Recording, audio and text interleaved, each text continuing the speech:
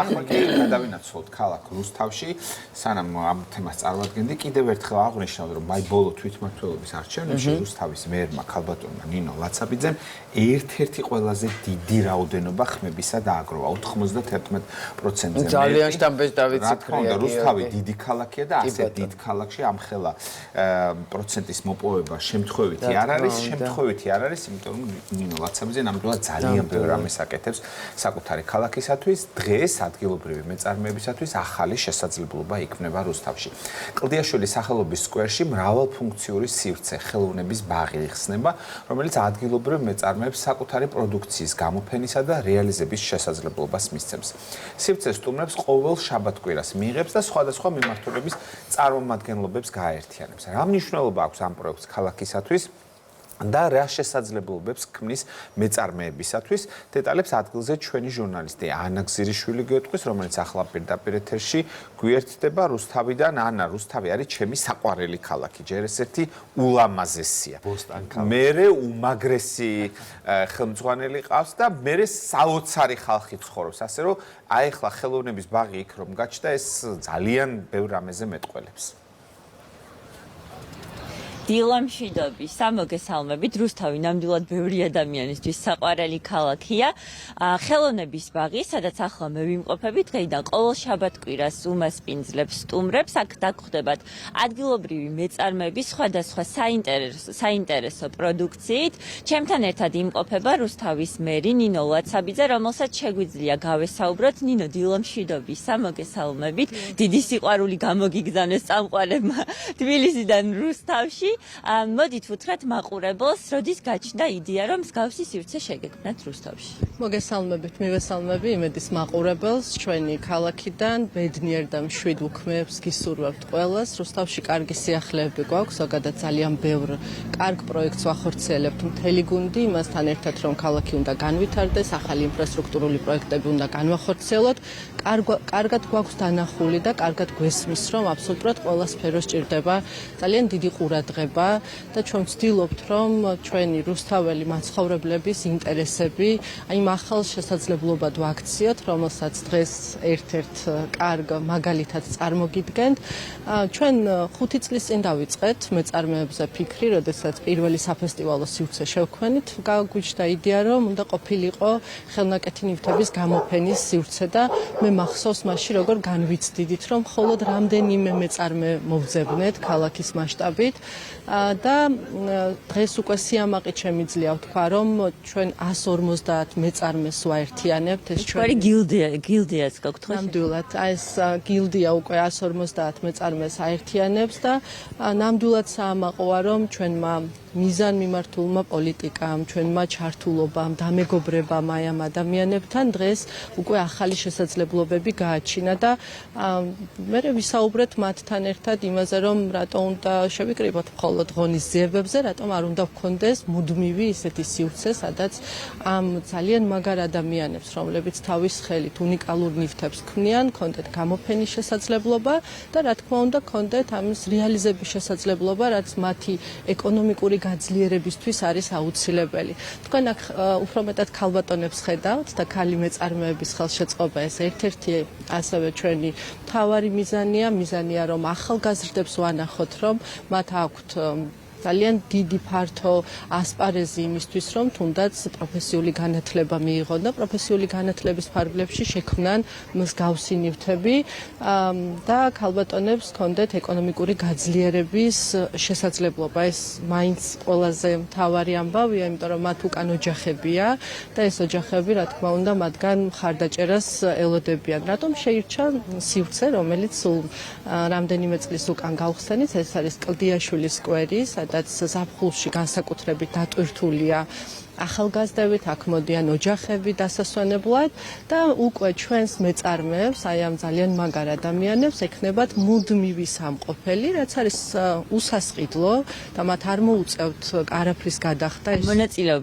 მონაწილეობის მიღება სრულიად უფასოა. კი, რა თქმა უნდა, სწორედ ამას ემსახურება, რომ აი სტარტაპები, რომელსაც ხშირად მეწარმეები იწყებენ, ის რომ აქვთ ნიჭი, ის რომ აქვთ მონდომება, დაკავშირებულია ასევე ფინანსებთან, რაც საკმაოდ არ არის ხოლმე და აი ამ ფინანსებიდან გამომდინარე შემდეგ უჭირთ ამ სტარტაპის განვითარება. საკუთრებით პირველ ეტაპზე ძალიან მნიშვნელოვანი. განვითარება და სწორედ აი ეს კეთილი მიზნები, ის მიზნები, რომელიც ჩვენი ქალაქის განვითარებას, მათი პროდუქციის პოპულარიზაციას ხელს შეუწყობს, იყო საწყისი, რატომაც ჩვენ ერთ-ერთ შეხვედრაზე, მათ შორის მერიაში საუბრობდით სხვადასხვა საკითხებზე მათთან, გადაწყდა, რომ მდგრადი განვითარება ამ სფეროში, მეწარმეების მდგრადად ხელშეწყობის პოლიტიკის განხორციელება იყო ჩვენი ერთ-ერთი მთავარი მიზანი და ძალიან მიხარია, რომ ჩვენმა ახალგაზრდულმა გუნდმა შეძლო ონლაინ რეგისტრაციით მეწარმეებისთვის. აი ზუსტად ეგ მინდოდა მეკითხა, შეიძლება ახლა გვისმენს ადამიანი, რომელსაც უნდა რომ მონაწილეობა მიიღოს ამ გამოფენაში და როგორ ხდება რეგისტრაცია? მე ძალიან დიდი იმედი მაქვს, რომ აი ამ სივრცის შემდეგ ბევრი ნიჭიერი რუსთაველი გამოეხმაურება ამ პროექტს და 150 მეწარმე გაიზრდება და ასობით ადამიანი გვეყოლება ჩართული. ეს არის ძალიან მარტივი პროცედურა, არის ონლაინ რეგისტრაცია, სადაც სასურველი დრო უნდა შეირჩეს და უსასყიდლოდ შეუძლიათ, რომ მათი ძალიან ლამაზი და საინტერესო ნამუშევრები გამოფინონ და ასევე შეძლონ რეალიზება იმ ნივთების, რომელსაც დარწმუნებული ვარ, ძალიან დიდი სიყვარულით ქმნიან. როგორც ვიცი, ეს ხელოვნების ბაღი, როგორც თქვენ შეარქვით, ასე რომ თქვათ, დაარქვით, ყოველ შაბათ-კვირას იფუნქციონირებს თუ სხვა დღეებშიც, კვირის დღეებშიც მაგალითად. ეს უკვე არის მუდმივი სივრცე, ნებისმიერ დღეს შეუძლია მეწარმეს აქ გამოვიდეს და გამოფინოს მისი ნამუშევრები. სწორედ ამას გულისხმობთ, როდესაც მდგრადობაზე, როდესაც მათ ხელშეწყობაზე ვსაუბრობთ, რომ ეს სივრცე კლდიაშვილის სკვერში, ხელოვნების ბაღი ეკუთვნის თითოეულ რუსთაველს, ნიჭიერ რუსთაველს, რომელსაც უნდა რომ მისი ნამუშევრები, როგორც საზოგადოებას ანახოს, ასევე მოახდინოს გაყიდვა და გაიძლიეროს ეკონომიკური მხარე. მაყურებელს რომ ვუთხრათ, რომელი საათიდან რომელ საათამდე იქნება შესაძლებელი, რომ მოვიდნენ და დაათვალიერონ და შეიძინონ. დღეს უკვე ხედავთ, რომ ყველანი აქ ვართ და მზად ვართ იმისთვის, რომ უმასპინძლოთ რუსთაველებს. დილიდან შესაძლებელია საღამომდე, იმიტომ როგორც აღნიშნეთ, საკმაოდ დატვირთულია პარკი და ოჯახებით ისვენებენ. აქ ჩვენ შევხედავთ, როგორც საჭიროება იქნება, სამსახური აუცილებლად იქნება მოქნილი და მოერგება იმ პროცესს, რა პროცესაც დავინახავთ. დარწმუნებული ვარ, რომ რუსთაველების ერთ-ერთი საყვარელი ადგილი იქნება და რაღაცნაირად ტრადიციასავით ჩამოყალიბდება. ჩვენ არ გვაქვს ქალაქში ესეთი სივრცე და ტრადიციად ჩამოყალიბდება, რომ ხელნაკეთი ნივთების ძალიან ლამაზი ხელოვნების ბაღია რუსთავში უკვე კლდიაშვილის სკვერში. და რაც ძალიან მნიშვნელოვანია, ამინდი ხელს გვიწყობს, რომ დღეს მსურველები მოვიდნენ და დაათვალიერონ. გაზაფხულს ალბათ ყველაზე მეტად უხდება ეს სიმწვანე და ძალიან ბევრი ნიჭიერი ადამიანი.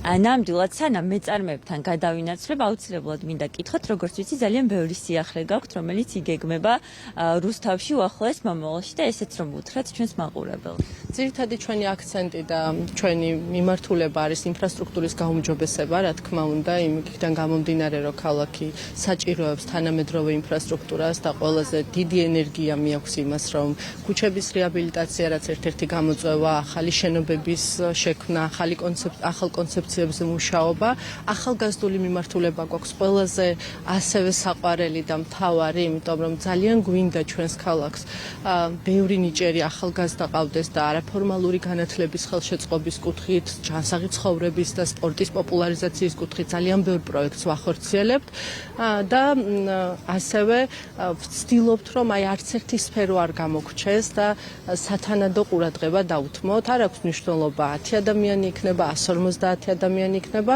როგორც აი ამ პროექტმა. მეწარმეების ხელშეწყობამ, რაც 5 წლის წინ სულ რაღაც 5-6 ადამიანით დავიწყეთ და დღეს 150 ძალიან ნიჭიერი მეწარმე გვყავს უკვე ქალაქში და კიდევ მეტი გამოჩნდება, დარწმუნებული ვარ.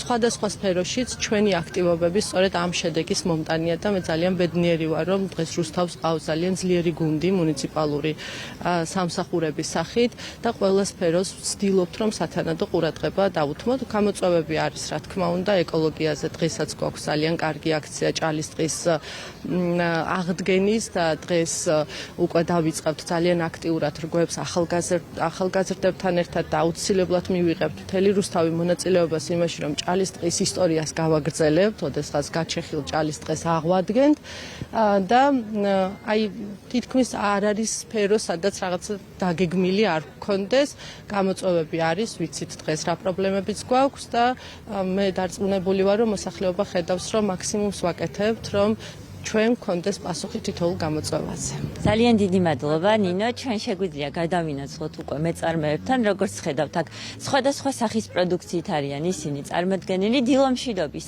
მოგესალმებით. რამდენად მნიშვნელოვანია მსგავსი სივრცის არსებობა თქვენთვის, როგორც სტარტაპერისთვის და მეწარმისთვის? კი ბატონო, მოგესალმებით, მივესალმებით თქვენს მაყურებელს.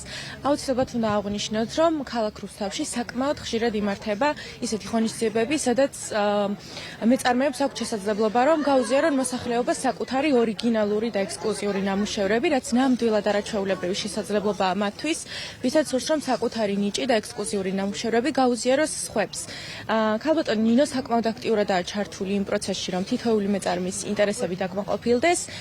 ბუნებრივია, რომ ეს არის არაჩვეულებრივი შესაძლებლობა ჩვენთვის და გვაქვს საშუალება საკმაოდ ხშირად, რომ მონაწილეობა მივიღოთ ასეთ ღონისძიებებში. აი თქვენი სტარტაპის შესახებაც რომ მოგვიყვეთ. კი ბატონო, ჩემი სტარტაპი არის ჩემთვის ძალიან საინტერესო ისტორიის მქონე, იქიდან გამომდინარე, რომ ბუნებრივ ქვებს უკავშირდება. მოგეხსენებათ, რომ ბუნებრივი ქვები არის ძალიან ორიგინალური წარმონაქმნი ბუნების, რადგან თითოეული მათგანი უნიკალურია და სწორედ ამ მნიშვნელობას ატარებს ჩემი სტარტაპიც, რომ როგორც თითოეული ადამიანი არის უნიკალური, ასევე თითოეული ნამუშევარი, რომელსაც ჩვენ ვხედავთ აქ. ძალიან დიდი მადლობა, როგორც უკვე მოისმინეთ, დღეიდან რუსთავში კლდიაშვილის სახელობის სკვერში შეიქმნა ახალი სივრცე ხელოვნების ბაღი და ყოველ შაბათ-კვირას და არა მარტო შაბათ-კვირას თქვენ შეგიძლიათ მოხვიდეთ და გაეცნოთ ადგილობრივი მეწარმეების პროდუქციას და შეიძინოთ თუ რა თქმა უნდა ამის სურვილი გექნებათ.